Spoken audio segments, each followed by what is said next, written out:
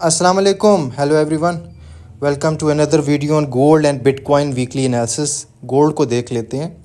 ये गोल्ड का monthly chart है और मंथली चार्ट पे थर्ड वेव, फोर्थ वेव और अब ये फिफ्थ वेव चल रही है, जिसको हम थर्ड वेव भी कह सकते हैं, लेकिन मैं इसको फ़िलहाल फिफ्थ कह रहा हूँ। और ये एक एक्सटेंडेड वेव है, ठीक है। और ओवरऑल हिस्टोरिकली ये फिफ्थ वेव एक एक्सटेंडेड वेव है और ओवरऑल देखें तो ये भी इसमें मज़ीद स्पेस है ऊपर जाने का, ये मज़ीद ऊपर जा सकती है। फिफ्थ वेव अगर एक्सटेंडेड वेव है तो ज़ाहिर बात है इसकी एक्सटेंशन बनेगी, सब वेव्स बनेगी 1 2 1 2, वो नीचे बनी हुई हैं बेस में, ब्लू कलर में और येलो कलर में। उसके बाद ये अब थर्ड मैसिव वेव बन रही है, जो कि अभी 300% तो कंप्लीट हो गया है, उससे ऊपर जा चुकी है। अभी इसका जो नेक्स्ट है वो 3760 या 4000 के आसपास गोल्ड जा सकता है। सो ओवरऑल गोल्ड में अभी भी ऊपर की गुंजाइश है। ये 3700 प्लस होगा, 3700 से ऊपर जाएगा, 3740 या 3740 या 3730 तक तो मिनिमम जाएगा। मतलब यहाँ से 1000 पॉइंट और मज़ीद ऊपर जा सकता है गोल्ड। और नेक्स्ट इसका लेवल अगर 3760 क्रॉस करता है तो 4000 इसका साइकोलॉजिकल फिगर, वो इसका टारगेट हो सकता है। अगर हम थोड़ा सा शॉर्ट वर्जन में जाएं तो गोल्ड के अगर शॉर्ट वर्जन में जाएं तो इस तरह की सब वेव्स बन रही हैं, जिसके अंदर नीचे 3 4 वाइट में कंप्लीट हुई है। उसके बाद सब वेव 1, सब वेव 2, इरेगुलर करेक्शन 2 वेव, फिर एक्सटेंडेड थर्ड वेव बनी, फिर एक सिमेट्रिकल ट्रायंगल बनी, ठीक है। ABCD 5 वेव के अंदर सिमेट्रिकल ट्रायंगल आपकी बनी 3x3x3x3 की। उसके बाद वहाँ 4 वेव कंप्लीट हुई है। अब गोल्ड ऊपर जा रहा है। मैंने पिछली वीडियो में बताया था कि गोल्ड अगर 3600 प्लस करता है ये बुलिश हो जाएगा, कम्प्लीटली बुलिश हो जाएगा। सो ये ओपन होते साथ ही 3600 से ऊपर था नेक्स्ट पे पिछले वीक, तो ये फिर आगे मज़ीद ऊपर जा सकता है। अभी गोल्ड का जो नेक्स्ट टारगेट मुझे लग रहा है 3750 है और 3862 है। ये दो इसके नेक्स्ट नियर टर्म टारगेट्स हैं, 3750 और 3862। पॉसिबली 4000 भी आप एक्सपेक्ट कर सकते हो। सो ओवरऑल ये जो स्कीम है ये इसको ऊपर लेके जा रही है और मैं यही एक्सपेक्ट करूँगा कि एट लीस्ट ये 3760 या 3750 तक तो जाएगा। मज़ीद ये ऊपर 3862 पे भी जा सकता है। अगर 3750 क्रॉस करता है तो 3862 पे भी जा सकता है। तो ओवरऑल गोल्ड अभी भी बुलिश है, ठीक है। लेकिन 3730 से 3750 के दरमियान एक एरिया है रेजिस्टेंस का, उस पर थोड़ी एहतियात करनी चाहिए। यहाँ से गोल्ड 1000 पॉइंट और ऊपर है, 1000 पिप्स और ऊपर है। मज़ीद इसको थोड़ा सा इसके अंदर डिटेल में जाते हैं। ये 4H का चार्ट है और ट्रायंगल के बाद सारी बात है इम्पल्स ने खड़ा होना है। इम्पल्स 5 वेव्स में होती है। ये वेव 1 वेव 2 लग चुकी है।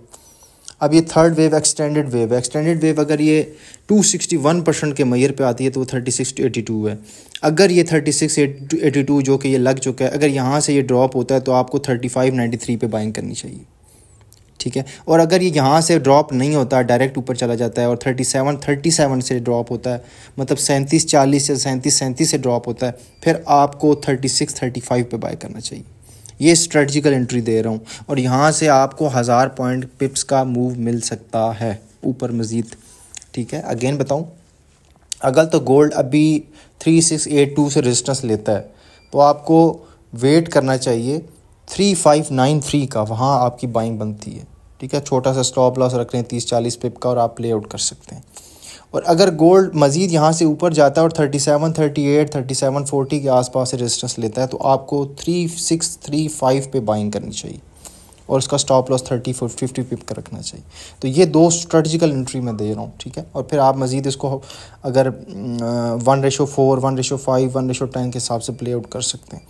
सो ये इसकी स्ट्रेटजिकल एंट्रीज़ हैं, ठीक है, दो सिनेरियोज़ के ऊपर। ओवरऑल मुझे ये बुलिश लग रहा है। कम से कम 3740 37+50 तो जाएगा, जो कि यहाँ से 1000 पिप्स ऊपर है।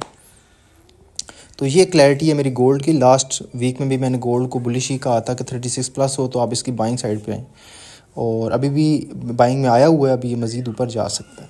हाँ, गोल्ड अगर 3760 या 3750 के पास जाता है थोड़ी एहतियात करें।